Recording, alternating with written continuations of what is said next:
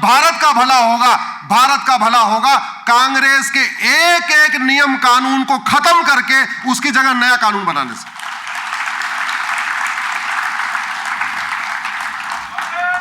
हम कर क्या रहे? हम सुबह से लेके तू मैं आरोप प्रत्यारोप नूरा कुश्ती बतौलेबाजी कर रहे हैं। हम सुबह से लेके शाम तक तू चोर मैं सिपाही वाला खेल खेल रहे हैं। थोड़ा कड़वा लग रहा होगा आपको, कड़वी सच्चाई यही है। अंग्रेजों का एक भी कानून बचा तो भारत नहीं बचेगा, ऐसे कांग्रेस का एक भी कानून बचा तो भारत नहीं बचेगा। कांग्रेस ने मैं इसके लिए खुली चुनौती देता हूं और किसी भी फोरम पे मैं पब्लिक बहस करने के लिए तैयार हूं। मुझे कोई एक कांग्रेसी आके बता दे कि यह कानून हमने बनाया था भारत को मजबूत करने के लिए, भारत की संस्कृति को मजबूत करने के लिए, भारत की परंपराओं को मजबूत करने के लिए, घुसपैठ को रोकने के लिए, धर्मांतरण को रोकने के लिए, नक्सलवाद को खत्म करने के लिए, माओवाद, एक कोई कांग्रेस कानून बता दे कानून बनाया हो तो। 2010 में एफसीआरए जो कानून बनाया था वो बनाया गया था माओवादियों को फंडिंग कराने के लिए, जिहादियों को फंडिंग कराने के लिए, मिशनरियों को फंडिंग कराने के लिए, घुसपैठियों को फंडिंग कराने के लिए, देश विरोधी पत्रकारों को फंडिंग कराने के लिए, देश विरोधी लेखकों को फंडिंग कराने के लिए, देश विरोधी यूट्यूबरों को फंडिंग कराने के लिए वो एफसीआरए बनाया गया था। इसीलिए तो जब तक फंडिंग आएगी तब तक देश विरोधी कानून नहीं बंद होंगे। अगर आपको मोटापा ठीक करना है तो डाइट कंट्रोल करना पड़ेगा, मोटापा कम करना है तो क्या करना पड़ेगा? डाइट कंट्रोल करना पड़ेगा। देश विरोधी काम रोकना है तो उनकी जो डाइट आ रही उस डाइट को कंट्रोल करना पड़ेगा। इसलिए तो अगर धर्मांतरण रोकना, अच्छा एक चीज बताइए, मुगल क्या करने आए थे? राज करने आए थे, धर्मांतरण कराने आए थे? मुगल राज करने आए थे। अरे राज करने आए थे तो राज मिल गया तो राज करते रहते, धर्मांतरण करने की क्या जरूरत थी? अगर मुगल केवल लूटने आए थे तो लूट लिया था, फिर मठ मंदिर को तोड़ दिया। न मुगल यहां सत्ता के लिए आए थे, न अंग्रेज सत्ता के लिए आए थे। मुगल इस्लाम को फैलाने आए थे, अंग्रेज क्रिश्चियनिटी को फैलाने आए थे। यह कड़वी सच्चाई है। सत्ता इसलिए उनको चाहिए थी क्योंकि सत्ता से कन्वर्ट करना आसान होता है, और जितने काम मुगलों ने तलवार के दम पे किया वो सारे काम अंग्रेजों ने कानून बना बना के किया, और जो उन दोनों ने छोड़ दिया था उसको आगे बढ़ाने के लिए कांग्रेस ने कानून बना दिया।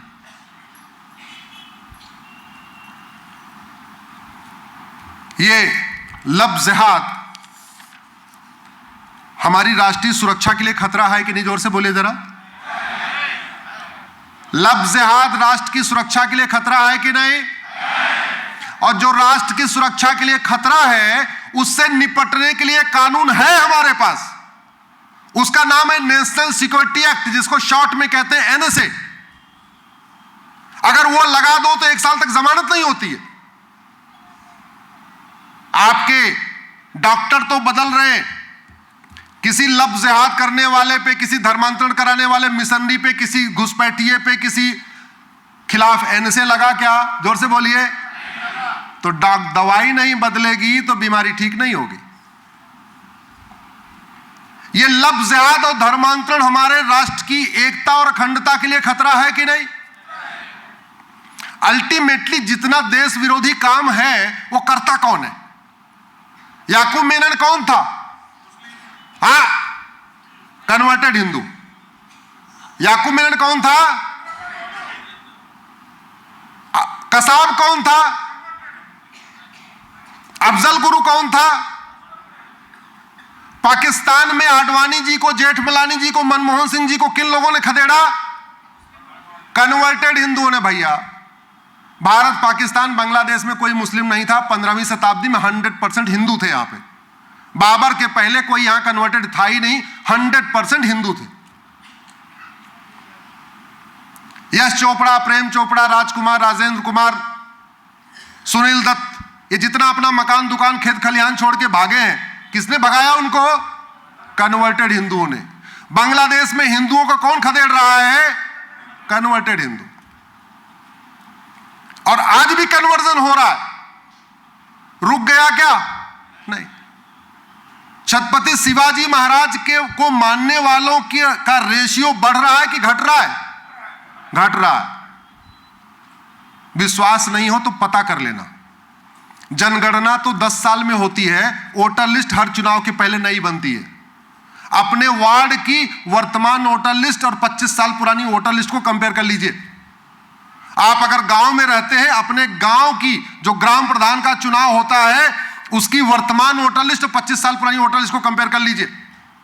अपने विधानसभा की वर्तमान वोटर लिस्ट और 25 साल पुरानी वोटर लिस्ट कंपेयर कर लीजिए। अपने लोकसभा की वर्तमान वोटर लिस्ट और 25 साल पुरानी वोटर लिस्ट कंपेयर कर लीजिए। फिर पता चल जाएगा कि आप घट रहे हैं कि बढ़ रहे हैं। और एक बात याद रखिएगा, घटेंगे तो, जोर से बोलिए, घटेंगे तो, जब जब घटे तब तब, जहां जहां घटे तहां तहां घटे। दुर्योधन के ननिहाल गंधार में घटे तो कटे, राजा भरत के ननिहाल कैकेयी में घटे तो कटे, फिर पाकिस्तान बन गया। दुर्योधन का ननिहाल गंधार, वहां घटे तो कटे तो अफगानिस्तान बन गया। बांग्लादेश में घट रहे तो कट रहे, कश्मीर में घटे तो कटे। भारत के 9 राज्यों में घट चुके हैं, भारत के 800 जिलों में से 200 जिलों में घट चुके हैं, भारत के 6000 तहसीलों में से 1500 तहसीलों में घट चुके हैं, भारत के बॉर्डर पे 300 तहसीलें हैं, उनमें 300 की 300 तहसीलों में घट चुके हैं। इसलिए किसी गलतफहमी मत रहिएगा। और घटेंगे तो कटेंगे, और घटने का कारण है लब जिहाद, ड्रग जिहाद, घुसपैठ जिहाद, धर्मांतरण जिहाद, जनसंख्या जिहाद। और इनमें से जितने जिहाद हैं, ये कोई भी बिना कानून बनाए रोक ही नहीं सकते आप। सरकार बनाने से इसमें से कोई भी नहीं रुकेगा।